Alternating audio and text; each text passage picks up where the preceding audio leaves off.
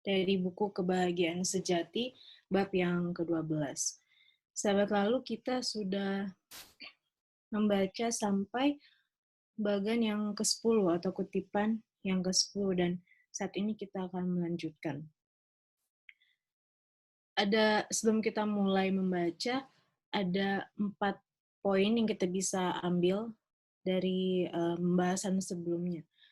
Yaitu yang pertama adalah kita sebagai manusia yang fana, yang terbatas dalam berpikir, tidak mampu mengerti seluruh sifat pekerjaan Tuhan dan rahasia-rahasia yang ada di dalam Alkitab. Lalu poin yang kedua, kebimbangan, atau di sini konteksnya adalah kebimbangan yang ditimbulkan oleh sulitnya kita mengerti Alkitab, seharusnya bukan menjadi alasan kita untuk menyerang Alkitab, melainkan membuat kita lebih bergantung kepada Tuhan dan semakin yakin bahwa firman itu memang datangnya dari Tuhan. Lalu poin yang ketiga, kita dapat memahami maksud-maksud Tuhan sejauh yang perlu kita ketahui, sesuai dengan keperluan kita dan kerinduan masing-masing individu. Lalu poin yang terakhir, belajar firman Tuhan diperlukan kerendahan hati, mengaku bahwa kita tidak dapat mengerti apa-apa tanpa bantuan Roh Kudus. Jadi ini adalah seperti kesimpulan yang kita dapatkan di pembahasan kita sebelumnya. Mari kita baca kutipan yang ke-11. Allah berniat bahwa di dalam hidup ini pun kebenaran-kebenaran firman-Nya akan senantiasa dibukakan kepada umat-Nya. Hanya ada satu jalan dalam mana pengetahuan itu dapat dicapai.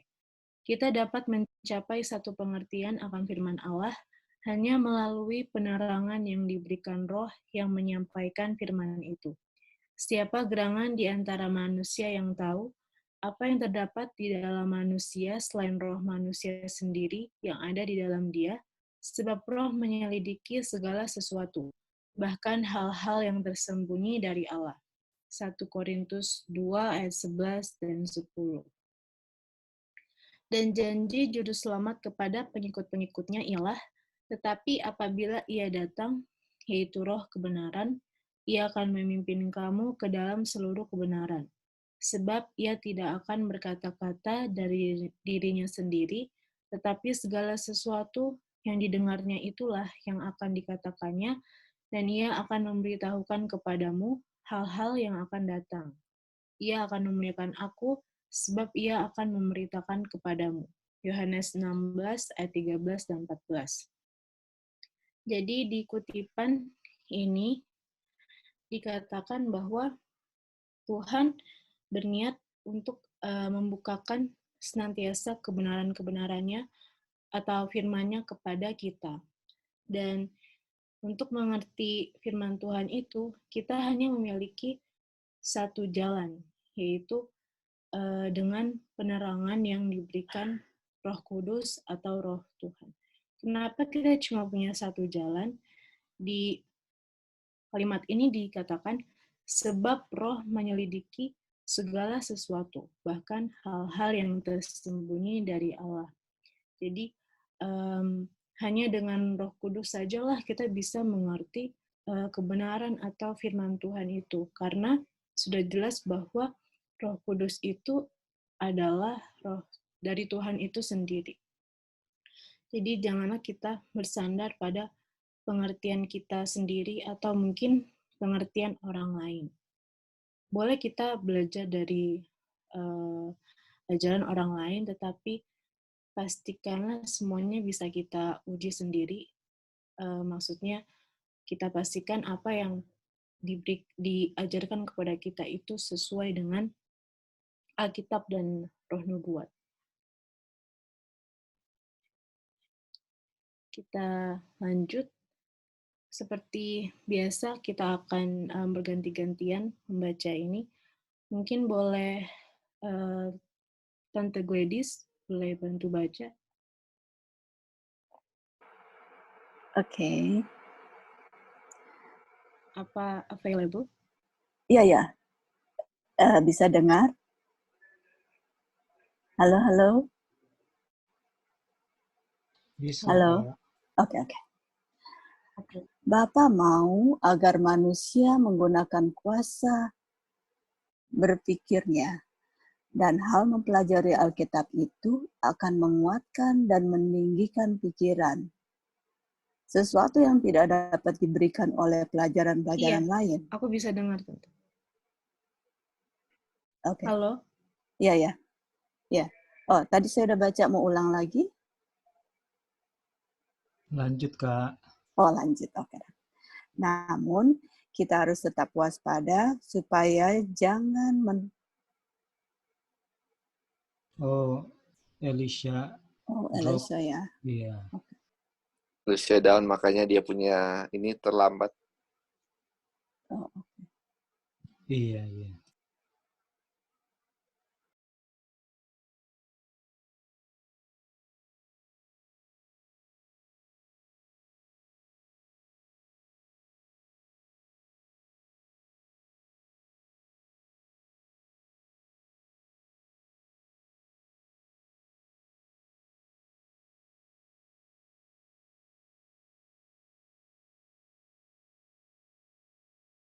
dan kekurangan manusia itu. Jika kita tidak menghendaki kitab suci tersembunyi dari pengertian kita, sehingga kebenaran-kebenaran yang paling jelas tidak terpahami. Kita harus mempunyai ketulusan dan iman seperti yang dipunyai anak kecil yang bersedia belajar dan memohon bantuan Roh Kudus. Satu perasaan akan kuasa dan hikmat Bapa serta ketidakmampuan kita memahami kebesarannya harus menggerakkan kita dengan kerendahan hati. Dan kita harus membuka firman-Nya. Sementara kita masuk ke dalam hadirat-Nya, disertai kesucian yang menggetarkan. Kalau kita datang kepada Alkitab, maka akal budi kita haruslah mengakuinya sebagai satu kuasa yang tertinggi. Hati dan pikiran harus tunduk kepada Aku ada yang maha besar itu. Oke, makasih Tante. Mungkin kalau Tante ada tambahan, boleh komentar. Iya, boleh turun sedikit.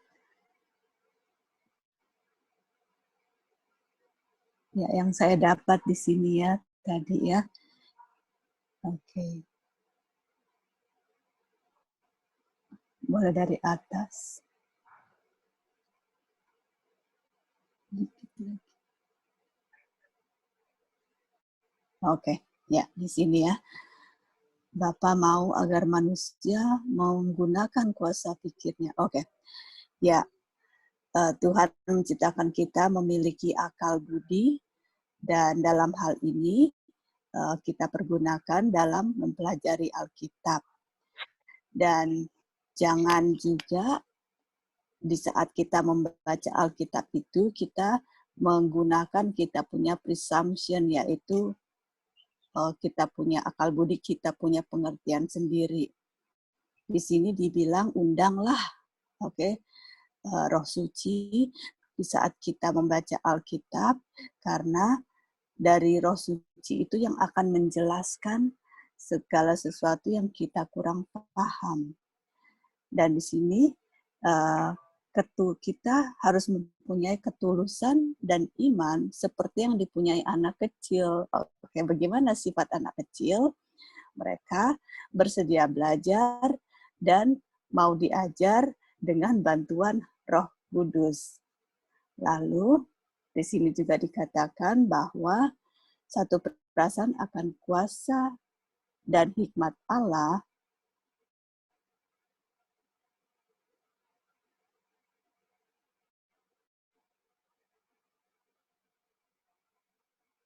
lagi.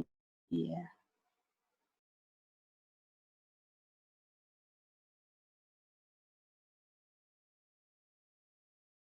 tadi Tante Gladys sudah share komennya, aku tambah lagi.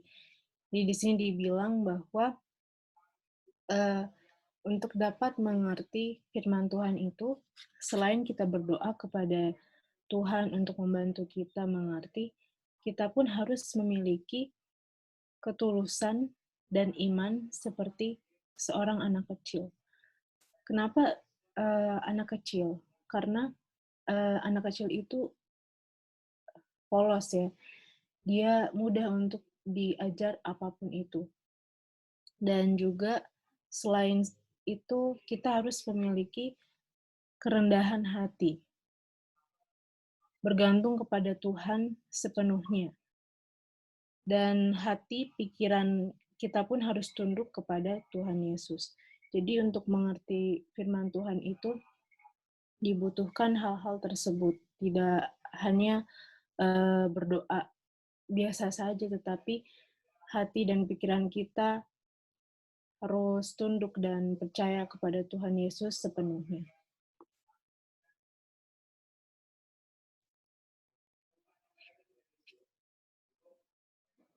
Kita lanjut lagi. Boleh Kak Lali membaca kutipan ini? Oke. Ya. Ada banyak hal yang kelihatannya sulit atau samar-samar, yang akan dibuat Bapa menjadi terang dan sederhana bagi orang-orang yang mencari satu pengertian dari halnya. Tetapi tanpa bantuan Roh Kudus, kita selalu mungkin memutarbalikkan kitab suci atau menyalah tafsirkannya. Banyak pembacaan Alkitab yang tidak mendatangkan faedah dan di dalam banyak hal justru mendatangkan bencana. Apabila firman Tuhan dibuka tanpa doa dan hormat, dan bila pikiran dan keinginan hati tidak ditetapkan kepada Bapa atau belum sesuai dengan kehendaknya, maka pikiran itu digelapi kebimbangan. Maka di dalam mempelajari Alkitab seperti itu, keraguan-raguan pun semakin bertambah kuat. Musuh kebenaran menguasai pikiran serta menyuguhkan tafsiran-tafsiran yang tidak benar. Apabila orang tidak berusaha mencari hubungan yang harmonis dengan Tuhan di dalam firman dan perbuatan, betapapun terpelajarnya mereka, ada kemungkinan mereka akan salah dalam mengerti tentang kitab suci dan tidak aman mempercayainya. Mempercayai penjelasan-penjelasan mereka itu. Orang-orang yang mencari-cari salah di dalam kitab suci tidak mempunyai pandangan rohani. Dengan pandangan yang sudah dikacaukan, mereka akan melihat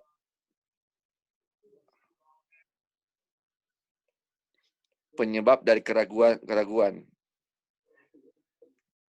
Hanya alasan untuk ragu-ragu dan tidak percaya dalam perkara-perkara yang sebenarnya jelas dan mudah dan sederhana.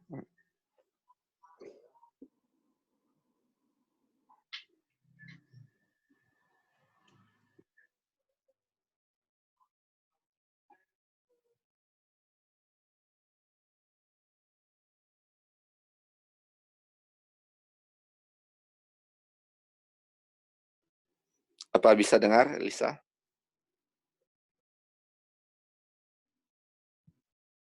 Bisa, Li. Mungkin Lali bisa kasih komen aja gitu. Lisa sudah putus lagi. Iya. Iya. Jadi itu ya, makanya untuk menafsirkan Alkitab memang butuh kehati-hatian yang kalau kita lihat di kutipan tadi, orang yang sudah terpelajar pun artinya sudah ahli filsafat pun bisa salah kalau dia nak mengandalkan Tuhan ketika dia menafsirkan Alkitab. Makanya kembali ke kutipan tadi, harus jadi seperti anak kecil.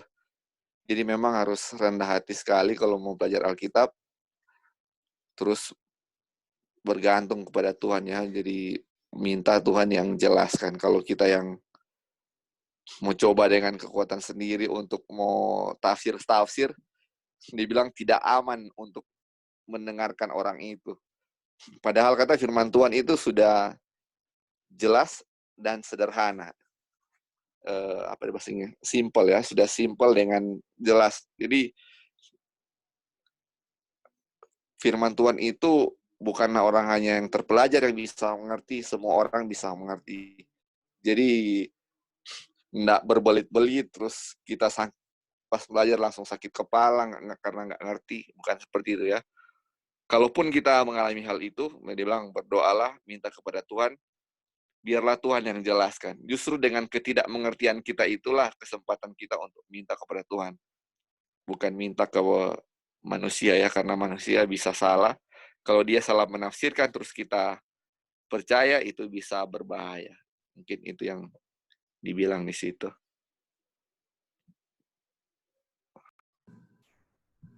Thank you, Li. Mungkin ada lagi yang mau kasih komen. Lali bisa lead dulu, Li, sambil tunggu Elisa. Ya, oke. Oke. Mungkin jadi ini ya yang di 104 paragraf 1 yang tadi terakhir dibaca. Ya, itu. Makanya jangan pernah katanya kita membuka Alkitab itu tanpa doa ya. Jadi ketika mau belajar Alkitab, minta berdoa dulu. Kadang-kadang kita langsung baca, terus habis itu langsung, oh betul ini seperti ini. Bukan seperti itu ya. Tapi berdoa dulu, minta kuasa Tuhan dengan kerenan hati, dan merasa di dalam diri, bukan di kata-kata ya, bahwa kita tidak mengerti, butuh bantuan Roh Kudus, supaya Tuhan bisa kasih penjelasan ke kita. Oke, mungkin siapa ya tadi? Tadi Kak Roy sudah baca, Kak? Sudah, belum. Ya, silakan Kak. Yang 14 Kak, boleh baca. Ya, oke. Kristus telah berfirman, jikalau barang seorang suka 14, melakukan, Kak. betapapun mereka menyembunyikannya, sebab yang sesungguhnya mengenai kebimbangan dan ragu-ragu ini, pada umumnya ialah kasih terhadap dosa.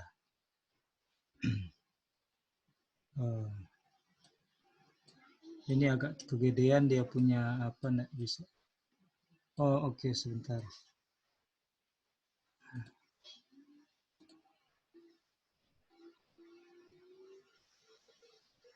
Pengajaran-pengajaran dan larangan dalam firman Tuhan tidak diindahkan oleh hati yang sombong, hati yang masih mencintai dosa, dan orang-orang yang tidak mau menurut perintah firman itu sudah siap untuk menyaksikan kuasanya. Supaya dapat sampai kepada kebenaran itu, kita harus mempunyai satu kerinduan yang tulus untuk mengetahui kebenaran dan satu hati yang sudi menurutinya. Dan semua orang yang datang dengan roh seperti ini untuk mempelajari kitab suci akan mendapat bukti yang berlimpah-limpah bahwa itulah firman Tuhan. Dan mereka dapat memperoleh satu pengertian terhadap kebenaran-kebenaran yang membuat mereka bijaksana menuju keselamatan. Oke. Yes, silakan Kak tanggapannya, Kak. Ya, kita ingat khotbah Tuhan Yesus di atas bukit di Matius pasal 5 yang dimulai dari ayat 3. Dia bilang diberkatilah orang yang miskin di hadapan Tuhan. Jadi ketika kita mau belajar firman Tuhan, kita harus menyadari dulu betapa kita itu adalah miskin dalam hal kerohanian, dalam hal pengetahuan akan kebenaran. Dan untuk tiba pada keadaan kita merasa miskin itulah kita harus memandang Yesus, memandang domba yang dinyatakan oleh Yohanes Pembaptis, ya kan? Behold the Lamb of God that atau which take away the sins of the world. Jadi pada saat kita melihat domba Bapa, disitulah kita akan merasakan bahwa kita ini miskin di hadapan Tuhan, karena kita tidak tahu apa-apa dan kita penuh dengan segala macam kusta dosa. Dan saat itulah kita akan mau untuk di ayat 4 kan, habis merasa miskin kita akan berduka cita, dan duka cita yang berasal daripada memandang Yesus itu kemudian akan menuntun kita kepada ayat 5. Kita akan lapar, lemah lembut ya, lemah lembut dan lapar dan haus akan kebenaran. Kita akan bisa di lemah lembut itu kita bisa diajar oleh Yesus, dan ketika sudah diajar, sudah mengenal Yesus, kita juga akan semakin mau belajar mengenai Dia. Kita akan lapar dan haus akan kebenaran dan terus melalui proses itu. Jadi kalau itu tidak terjadi kepada kita, di mana contohnya kita belajar itu, kita tidak mulai dengan doa, kita mengandalkan hikmat kita, dan pasti kita tidak bisa melihat kekurangan kita. Hasilnya adalah ketika kita ditegur oleh kebenaran itu, kita akan mencari-cari banyak sekali alasan. Kita ingat kutipan di hari sebelumnya, pelajaran sebelumnya yang minggu lalu. Di situ dikatakan kalau orang mau cari alasan untuk menolak kebenaran firman Tuhan, dia akan temukan banyak sekali alasan. Contoh misalnya, kita mau bilang, misalnya, mana mungkin sih ada orang di dalam perut ikan 3 hari? Mana mungkin Musa menuliskan sesuatu yang dia sendiri belum ada, ya kan? 5 buku Musa. Dia sendiri belum ada, dia mau tuliskan itu. Nah, kalau pelajar juga kanonisasi Alkitab, banyak sekali hal-hal yang kayaknya bisa melemahkan iman dan digunakan itu untuk cari-cari alasan. Nah, itulah yang akan terjadi kalau kita merasa kita berada di atas firman Tuhan. Itu mungkin yang kita bisa tambahkan, mungkin ada yang lain lagi. Thank you. Ya, thank you Kak Roy. Mungkin ada tambahan yang lain. Jadi sebelum itu ya, tadi dibilang, walaupun orang yang baca itu dia berusaha menyembunyikan dia punya keraguan-raguan, tetap akan tampak kan, akan kelihatan. Dan karena apa? Dia masih mencintai dosa. Mungkin dalam mulut kita sering bilang untuk benci dosa atau apa, tapi kalau kita membaca Alkitab dengan pengertian kita sendiri, akan muncul apa? Keraguan-raguan. Harus jadi seperti anak kecil ya. Oke. Boleh di 15 sekarang. Oke, situ. Boleh habis Kak Roy, boleh Brother Ronald, boleh baca yang 105 paragraf 2 atau nomor 15. Apa bisa dengar Brother Ronald Lingga?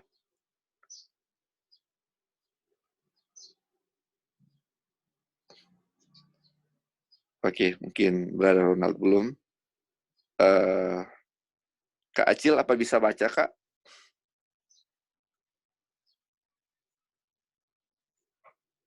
Kak Acil atau LS Eon ya? Eon, apa Eon bisa baca?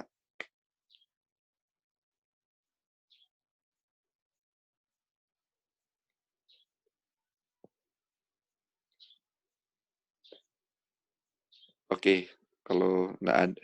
Joy boleh baca, Joy? Silakan Eon, silakan. Tadi mungkin Eon suka. Yang 15. Ya, Kak. Kristus telah berfirman, barang siapa mau melakukan kehendak-Nya, ia akan tahu entah ajaranku ini berasal dari Allah. Entah aku berkata-kata dari diriku sendiri, Yohanes 7 ayat 17, daripada mencela dan menanyakan hal yang tidak ada pahami, ikutilah sinar yang sudah bersinar atasmu. maka Anda akan mendapatkan terang yang lebih besar lagi. Dengan anugerah Kristus, lakukanlah tiap kewajiban yang telah dijelaskan dalam pengertianmu, sehingga Anda akan lebih mampu mengerti dan melaksanakan perkara saksikan. Ya, ya, thank you Yon. Jadi di sini dibilang kan, jika seorang suka melakukan kehendak Tuhan, jadi kalau suka, sebenarnya orang yang ragu-ragu nak mau bikin sesuatu itu, yang dia bikin ragu-ragu, sebenarnya ini dia nggak mau bikin. Terus dia baca Alkitab, mau tafsirkan dia dengan dia punya pikiran sendiri, akhirnya jadi ragu-ragu. Tetapi kalau dia suka untuk melakukan itu, terus apa yang dia baca Alkitab, Roh Kudus kasih pengertian, nah, oh ini memang benar, nggak ragu-ragu lagi. Tapi kalau sebenarnya kita memang nggak mau bikin, kayak misalnya dibilang, kasihlah musuhmu lah, berdoalah. Tapi karena kita nggak mau kasih musuh kita, berbagai macam alasan kita mau dengan pengertian sendiri, itu maksud dari ini apa? Akhirnya kita menjadi ragu-ragu dengan firman Tuhan ini. Itulah ya, kalau kita memang mau untuk mengasihi musuh kita, untuk berdamai dengan mereka, otomatis firman Tuhan ini akan jelas dan kita tidak akan ragu-ragu dengan firman Tuhan itu. Contoh ya seperti itu. Mungkin ada tambahan lain sebelum kita lanjut. Oke, kalau nggak ada, boleh Joy baca. Oh, sudah. Share screen-nya sudah hilang ya. Tunggu, Li. Kak Roy mau kasih yang lebih besar. Oke. Yang 16 sekarang.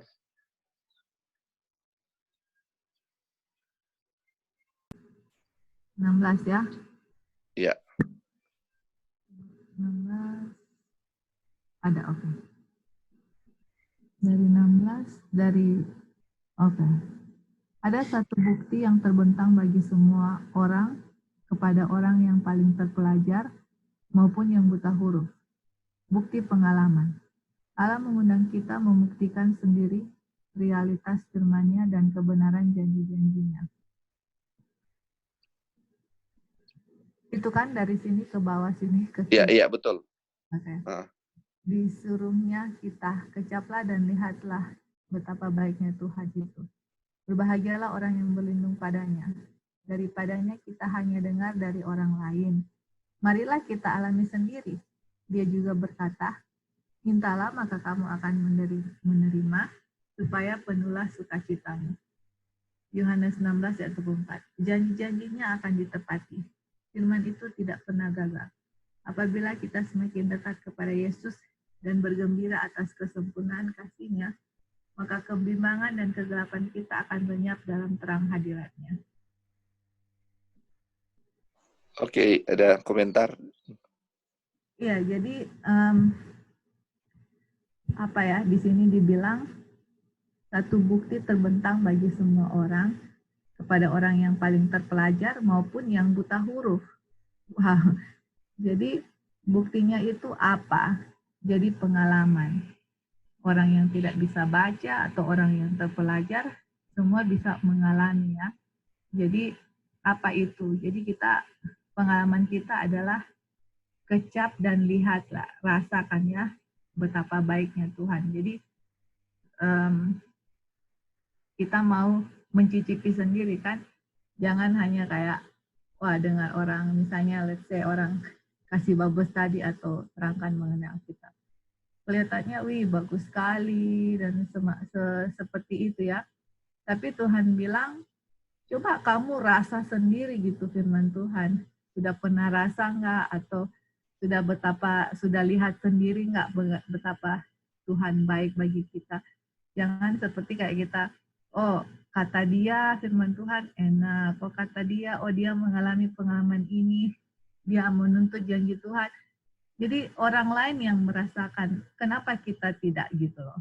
Kan semua firman Tuhan janjinya itu diberikan kepada semua orang toh. Jadi coba orang kecap dan lihat, tuntut janji-janji Tuhan di dalam firman Tuhan.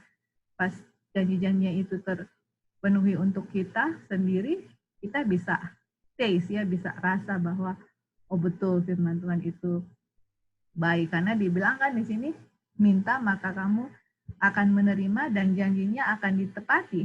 Dan firman Tuhan itu tidak pernah gagal. Dan semakin kita dekat dengan Yesus, kita bergembira atas kesempurnaan kasih-Nya. Jadi tuntut janji Tuhan, jangan kayak kita dengar-dengar misalnya orang lain punya pengalaman, oh kayak gimana ya, kayak wow hebat sekali. Nah, apakah orang itu lebih istimewa dari kita? Enggak, semua kan kita sama anak-anak Tuhan. Jadi dibilang di sini bahwa lihat, kecaplah sendiri bahwa kalau kita minta, Tuhan itu akan memberikan kepada kita. Oke, Li, thank you. Ya, thank you. Jadi, betul ya, ini kayak nggak ada alasan lagi. Kadang-kadang kita kan dibilang kan disuruh, ayo belajar sendiri. Kalau misalnya ragu-ragu tentang suatu hal, minta ke Tuhan untuk supaya kita bisa mengerti suatu hal dari Alkitab kan. Tapi kadang-kadang, aduh, kita nggak sekolah, kita nggak mengerti bagaimana membaca aja nggak bisa, atau sulit untuk membaca ya. Bagaimana saya mau samakan saya dengan profesor itu? Kalau profesor itu baca Alkitab, dia bisa mengerti dan bisa terangkan. Tapi sekarang, sedangkan, atau contoh lah ya, kalau sekarang ya sudah jarang orang yang nggak bisa baca. Biasanya umumnya sudah bisa baca ya, atau sudah bisa lihat atau baca firman Tuhan. Jadi kadang-kadang kita bilang, aduh kita ini nggak bisa mengerti, kita ini pelang. Kalau dia mungkin dia lebih pintar dari saya, jadi bisa mengerti. Tapi di sini dibilang ini kata dikasih ke semua orang kan. Mau orang yang buta huruf, yang terpelajar pun bisa mengerti ini. Dan lihat, bilang, pelajari sendiri, kalau kita pelajari, terus kita bisa dapat apa yang kita cari itu, dibilang kecaplah dan lihatlah betapa baiknya Tuhan. Tuhan kan kasih pengertian, dan seperti Joy bilang tadi, kalau kita rasakan sendiri, ketika kita cari sesuatu dan kita dapat, rasanya berbeda dibandingkan dengan orang lain kalau kasih. Kalau kita hanya terima dari orang lain, oh betul. Tetapi nggak sebaik kalau kita cari sendiri, kita akan merasakan sendiri. Dia punya feel-nya, Tuhan itu, kebaikan Tuhan itu luar biasa. Oke, mungkin ada tambahan lain? Halo, Li. Iya, silakan, Ini Kak. statement terakhir saya bilang, apabila kita semakin dekat kepada Yesus dan bergembira atas kesempurnaan kasih-Nya, artinya kalau kita semakin dekat dengan Yesus, itu kita akan bisa melihat kesempurnaan kasih-Nya dan kita akan menjadi bergembira. Dan dia bilang, maka kebimbangan dan kegelapan kita akan lenyap dalam terang hadirat-Nya. Berarti kalau seseorang mengalami kebimbangan, itu membuktikan bahwa, atau kalau saya mengalami kebimbangan, itu membuktikan bahwa saya jauh dari Yesus. Jauh. Saya tidak mengenal kesempurnaan kasih-Nya, sehingga saya tidak bergembira. Dan saya mengalami kebimbangan dan kegelapan. Nah, itu dia. Betul sekali. Iya, itu ya, betul. Kalau saya jauh dari Yesus, itu dia. Saya nggak bergembira, dan otomatis kalau saya jauh dari Yesus, ragu-ragu ya, Kak ya. Bimbang. Betul sekali. Betul. Oke. Mungkin ini kita akan baca kutipan terakhir dari Kak Dolphin. Kira-kira boleh baca, Kak? Tinggal 2 lagi. Yang nomor 17. Ini Halo, kutipan Iya, terakhir. selesai di 18, selesai di 18 dia, Li. 19, Li. tinggal 2 kutipan. Iya. Oh, tinggal Jadi 2 ya? Iya, lanjutin Kita aja selesaikan ya. aja kalau begitu. Oke. Oke, ya, kita masih banyak. Oke, silakan, Kak Dolphin. Rasul Paulus mengatakan bahwa Allah telah melepaskan kita dari kuasa kegelapan dan memindahkan kita ke dalam kerajaan anaknya yang kekasih. Kolose 1:13. Maka tiap orang yang sudah dilewatkan dari maut menuju hidup kekal mampu memeteraikan bahwa Allah adalah benar. Dia dapat memberi kesaksian, saya memerlukan pertolongan, dan saya mendapatkan di dalam Yesus. Segala keperluan sudah dipenuhi. Jiwaku yang lapar telah dipuaskan. Dan sekarang bagi saya Alkitab adalah wahyu dari Yesus Kristus. Anda bertanya, mengapa saya mempercayai Yesus? Karena dia adalah juru selamat ilahi bagiku. Mengapa saya mempercayai Alkitab? Karena disitulah mempunyai kesaksian pribadi bahwa Alkitab itu benar. Bahwa Kristus itulah anak Allah. Kita tahu bahwa kita bukanlah mempercayai cerita dongeng. Oke, Kak. Kak Dolphin ada komentar, Kak? Ya, saudara-saudara, jadi kalau lihat di paragraf paragraf 17 ini, hal ini terjadi otomatis ya. Jadi ada hubungannya dengan yang di paragraf di atas tadi yang Brother Roy bilang ya. Ini kalau kita baca Alkitab, kita pelajari Alkitab, dan kita mendapatkan hasil dari apa yang kita pahami, apa yang kita mengerti. Di paragraf atas tadi 16 dibilang bahwa apabila kita semakin dekat kepada Yesus, ya, dan bergembira atas kesempurnaan kasih-Nya, kebimbangan dan kegelapan kita akan lenyap dalam terang hadirat-Nya. Ini dikatakan di paragraf 17 juga, kita dapat memberi kesaksian. Ya, saya memerlukan pertolongan, saya mendapatkannya dalam Yesus. Kalau mau bicara secara pribadi, kita semua yang ada di tempat ini sudah, saya yakin dan percaya, kita sudah mengalami bagaimana Tuhan Yesus tolong saya. Bagaimana Tuhan Yesus tolong saudara-saudara di dalam segala keadaan, ya, di dalam segala situasi. Hal-hal yang tidak menguntungkan, hal-hal yang membawa maut, hal-hal yang membawa kecelakaan itu, di waktu yang tepat Tuhan turun tangan. Inilah bukti bahwa Alkitab ini adalah bukan dongeng. Dan kita mempercayai dia itu hidup. Lalu orang tanya di sini katanya, mengapa kita mempercayai Kristus? Karena dia adalah juru selamat bagi saya. Kenapa? Karena saya belajar Alkitab, saya mengerti oleh pengertian Tuhan. Tuhan bukakan kepada saya untuk mengerti. Dan kelanjutannya adalah aplikasi kehidupan setiap hari. Di saat saya tidak punya makanan, setelah waktu lewat, saya lihat saya tidak pernah mati kelaparan. Ya, Tuhan dengan segala cara memberikan kepada kita, sehingga kita tetap bisa makan. Itu contoh kecil ya. Jadi, Tuhan Yesus itu adalah juru selamat. Saya pribadi sudah merasakannya. Yang boleh saya saksikan, yang barusan adik saya, Borni, ya. Jujur, saya dulu waktu sakit hampir mati itu, ada treatment remedi juga yang dikasih kepada saya. Tapi saya belum menyaksikan yang 21 hari treatment itu dan hasil laboratoriumnya bagaimana. Dan ketika adik saya selesai, saya lihat hasil laboratoriumnya, tahu saudara-saudara apa? Saya pribadi lebih dikuatkan. Saya melihat Tuhan Yesus. Dan firman-Nya benar. Itu yang saya boleh sampaikan. Kalau saya lihat kesaksian adik saya, dia lihat juga, wow, luar biasa. Di awal waktu dia lihat hasilnya semua, saudara-saudara, yang diakui bukan Tuhan Yesus sebenarnya. Dia bilang, wah luar biasa ini pengobatan ini.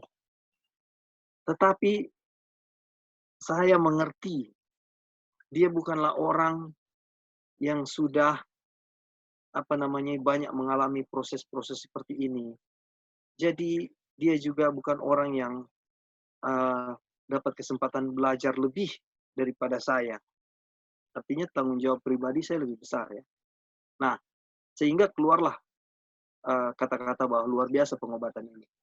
Lalu saya bilang kepada dia, ingat dari awal ketika saya sudah pernah sampaikan, hal-hal ini bukanlah yang menyembuhkan, tetapi Kristuslah, Tuhan Yesuslah yang menyembuhkan. Dan akhirnya dia sadar, oh iya, saya mengerti. Itu pendapat saya untuk 17. Terima kasih. Terima kasih, Bro. Ya, betul sekali ya. Jadi firman Tuhan itu sebenarnya adalah Yesus sendiri kan dibilang di sini. Jadi kalau kita mempelajari Alkitab, kita mempelajari Yesus.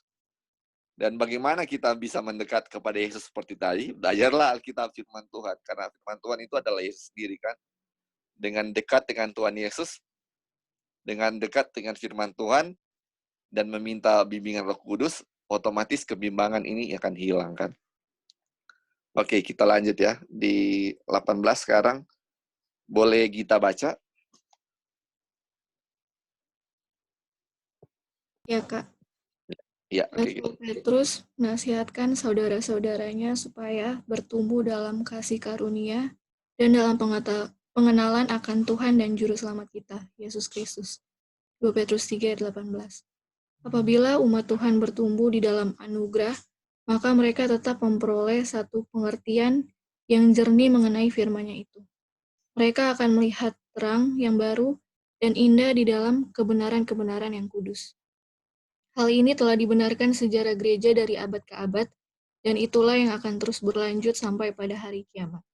Tetapi jalan orang benar itu seperti cahaya fajar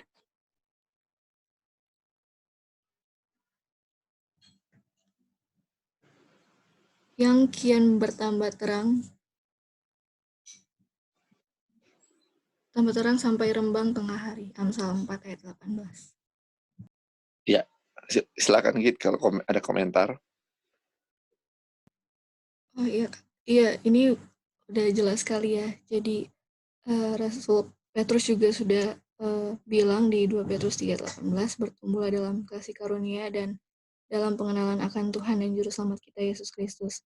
Dan dibilang, selanjutnya apabila kita bertumbuh dalam anugerah itu, sudah mengenal Tuhan, dengan yang tadi ya, yang pelajaran, yang paragraf sebelumnya yang tadi kita sudah baca, dibilang, maka mereka tetap memperoleh satu pengertian yang jernih mengenai firman-Nya itu. Mereka akan melihat terang yang baru dan indah di dalam kebenaran-kebenaran yang kudus. Jadi, paragraf sebelumnya juga sudah jelas bagi kita, dan di paragraf 18 ini juga untuk menjelaskan lagi bahwa sebenarnya nggak ada kata khawatir lagi kalau misalnya dengan hal terkecil aja yang tadi sudah Opin bilang, kita lihat diri kita sendiri masih sehat, masih diberikan nafas kehidupan, masih bisa makan, minum, masih bisa jalan, itu semua sebenarnya bukti yang kuasa Tuhan kepada kita kan saat ini kan melalui yang kita sudah belajar melalui firman-firman-Nya itu. Jadi tadi yang sebelumnya juga harus melalui Roh Kudus, harus berdoa dulu sebelum belajar firman Tuhan, itu semua benar. Karena mau di pelajaran apapun, pasti dibilangnya undang Roh Kudus dulu, pasti dibilangnya berdoa dulu, minta dulu sama Tuhan. Karena dengan pengertian kita sendiri, itu salah kan, itu bisa saja presumption kan, dan itu bisa saja PCI kita kan, dan belum tentu benar. Jadi sangat penting sekali, makanya dibilang kalau misalnya mau datang sama Tuhan, untuk belajar firman Tuhan harus datang seperti anak kecil. Karena yang kita sudah belajar juga melalui pelajaran yang Kak Lali tadi bilang, the third angel message, dibilang juga harus datang seperti anak kecil. Karena di kutipan kita pernah baca, dan di ayat juga sudah pernah dibilang, kalau mau datang seperti anak kecil, kenapa? Karena kalau kita tidak seperti itu, kita tidak bisa masuk ke dalam kerajaan surga kan. Jadi kenapa harus seperti anak kecil? Karena anak kecil itu yang benar-benar rendah hati, nggak sombong, jadi benar-benar menerima 100% apa yang dia baca gitu. Kalau kita misalkan nggak seperti anak kecil yang misalnya udah so tahu, udah tahu begitu, pasti ada sedikit PCI yang kita maksudnya kita ada sedikit yang kita ambil dari menggunakan hikmat kita sendiri gitu. Jadi pelajaran ini juga sangat penting untuk mengingatkan kita lagi untuk bagaimana untuk mempelajari firman Tuhan agar juga untuk mempelajarinya tidak ada kata ragu-ragu lagi. Itu Kak, mungkin. Thank you. Ya, thank you Git. Betul sekali ya. Jadi ini chapter 12 ini tentang keraguan-raguan. Jadi ada masalah di sini keraguan-raguan. Dan dikasih di sini solusinya itu ke Tuhan Yesus. atau ke firman Tuhan kan. Dan seperti kita yang bilang tadi kan, jadi sama seperti anak kecil. Dan di sini di yang 18 ini kan dibilang bertumbuh dalam kasih karunia, dalam pengenalan akan Tuhan dan justru selamat kita. Jadi kalau bertumbuh itu apa? Bertumbuh itu misalnya masih 1 meter, 1 senti, besok 2 senti, lusanya 3 senti. Jadi ada bertambah. Jadi begitu juga kita punya pengalaman akan Tuhan. Kalau sekarang 1 sentimeter, besok 2. Nah, sama seperti anak kecil. Kalau orang dewasa, sudah nggak bisa bertumbuh. Kalau dia tingginya 170, Kak Roy sudah nggak bisa tambah tinggi lagi misalnya. Sudah begitu terus. Tapi kalau faith, kalau anak kecil, bisa bertumbuh. Makanya selalu bilang kan, anak kecil, supaya kalian bisa bertumbuh. Sama seperti ini juga, supaya kita katanya bisa bertumbuh. Jadi, ketika kita mempelajari ini, mendekat kepada Tuhan, sama seperti yang terjadi dahulu, sampai kepada hari kiamat, kita akan bertumbuh. Makanya, cahaya orang benar itu seperti fajar yang semakin bercahaya sampai rembang matahari. Artinya, sampai maksimalnya, tengah hari itu, cahayanya paling terang, kan? Begitu juga kita. Jadi, kita pengenalan akan Kristus itu akan semakin bertumbuh. Pengenalan kita akan firman Tuhan akan bertumbuh terus. Nggak terus konstan begitu-begitu. Jadi, semakin hari kita semakin dekat dengan Tuhan, semakin bertumbuh, otomatis kebimbangan yang dulu besar semakin lama semakin hilang, kan? Itu dia. Oke, kita baca yang terakhir ya, di yang 19. Saya baca. Dibilang di sini, dengan iman kita dapat memandang kepada akhir zaman dan memegang janji Tuhan untuk pertumbuhan pikiran. Kemampuan manusia dipadukan dengan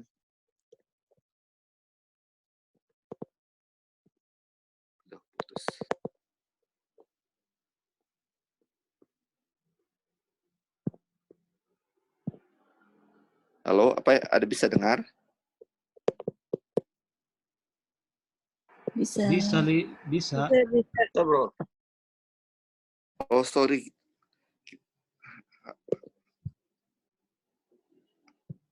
Halo? Bisa dengar. Oh, kita punya HP tak kancing begitu, jadi nggak bisa. Sudah, oke, sudah jadi. Nggak bisa lihat tadi, oke. Dan setiap kekuatan jiwa dihubungkan langsung dengan sumber terang itu. Kita dapat bergembira karena segala yang telah menggelisahkan kita di dalam takdir Tuhan, kemudian akan menjadi jelas. Perkara-perkara yang tadinya sukar dipahami akan mendapat penjelasan. Apa yang dengan pikiran kita terbatas, ini semuanya serba kacau dan membingungkan. Kita akan melihat keharmonisan yang amat sempurna dan indah. Karena sekarang kita melihat dalam cermin suatu gambaran yang samar-samar. Tetapi nanti kita akan melihat muka dengan muka. Sekarang aku hanya mengenal dengan tidak sempurna, tapi nanti aku akan mengenal dengan sempurna seperti aku sendiri kenal. Wow, luar biasa ini kutipannya. Jadi, di sini bilang kan, kita punya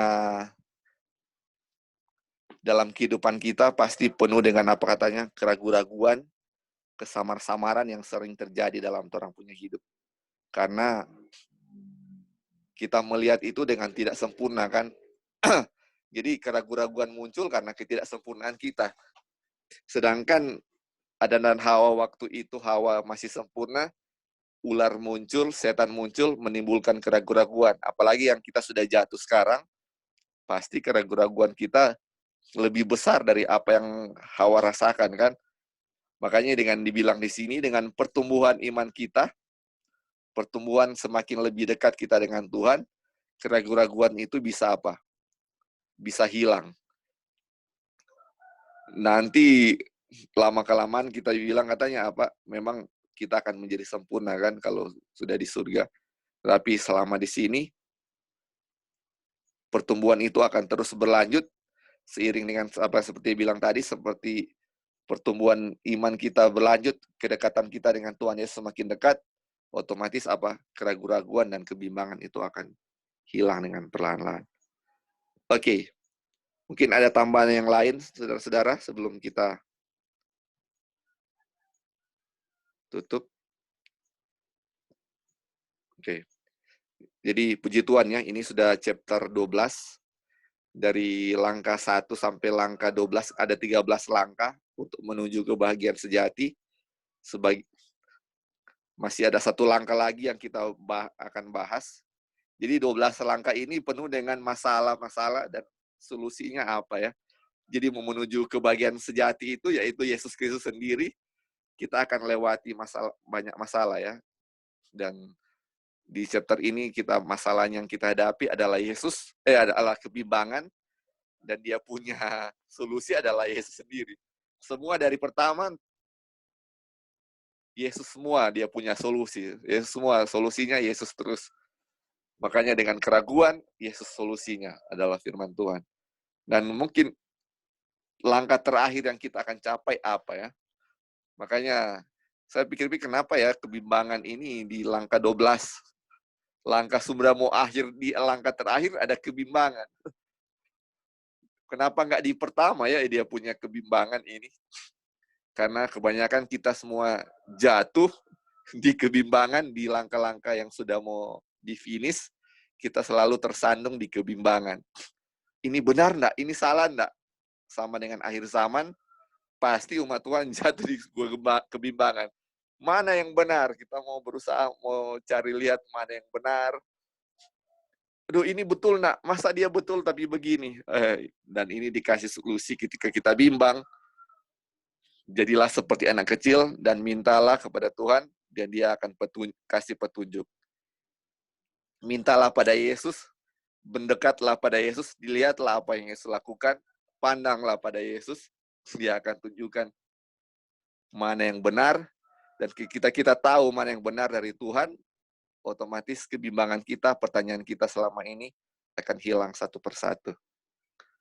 Mungkin itu.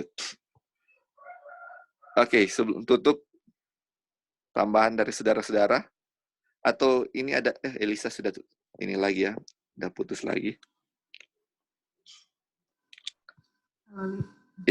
Ya silakan kalau tambahkan, silakan. Ya, jadi mungkin tambahan terakhir dari chapter ini. Jadi yang kita dapat juga di chapter ini adalah Tuhan kasih firman-Nya untuk semua rencana keselamatan diberitakan kepada kita kan. Tapi ada juga rahasia yang kita nggak bisa mengerti di sini, kita akan mengerti di surga. Jadi sekarang yang paling penting kepada kita adalah apa firman Tuhan yang menyangkut kita punya keselamatan itu toh. Iya kan, karena banyak sekali dalam firman Tuhan itu yang manusia cari coba mengerti tapi nggak bisa dimengerti seperti itu. Jadi yang kita bisa mengerti untuk what must I do to be saved, itu yang harus kita pelajari karena itu adalah rencana-rencana keselamatan yang Tuhan berikan kepada kita, apalagi kita hidup di akhir zaman ini yang kita sudah tidak mempunyai banyak waktu lagi untuk mempelajari secara detail, apalagi misteri-misteri yang membuat orang pusing atau something like that. Jadi belajar yang apa yang membuat what must I do to be saved, yang ada hubungan dengan keselamatan, itulah yang kita pelajari dan kita lakukan, karena itulah yang akan membuat kita untuk mempersiapkan diri kita untuk menghadapi krisis atau akhir zaman yang sedang kita alami sekarang. Oke, Li, hanya itu mungkin kita tambah. Oke, thank you, puji Tuhan. Oke, kalau sudah tidak ada lagi, kita kembalikan ke